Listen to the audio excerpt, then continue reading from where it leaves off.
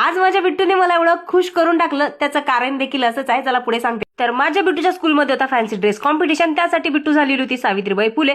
Practice आमची स्पीचची 8 दिवसापासून सुरू झाली होती आणि कालपासूनच लुगडं, त्यासोबतच ज्वेलरी, बांगड्या ही सर्व तयारी कालपासून आमची सुरू होती. तसं तर रेग्युलर जो टायमिंग आहे बिट्टूचा उठायचा तो 8:30 वाजता आहे, पण आज मी तिला 8 वाजताच उठवलं, कारण की मला तिला नऊवारी साडी नेसून द्यायची होती. कारण यावेळेस मी अजिबातही खर्च केला नाही. मी म्हटलं चला तिच्या दादीची साडी आहे, त्या साडीचीच आपण नऊवारी साडी करूया आणि तेच तिला देऊया. आणि माझं तेच झालं होतं. कालपासून मी त्याची प्रॅक्टिस सुद्धा केली होती, की जेणेकरून आज मला ते सोपं जाईल नेसायला.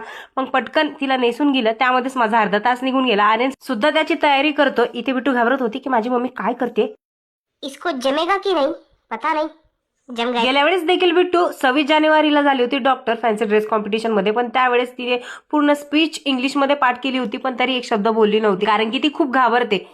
आणि माझ्या मनात आजही तीच दुगदुगी सुरू होती की ही आई आज बोलणार की नाही.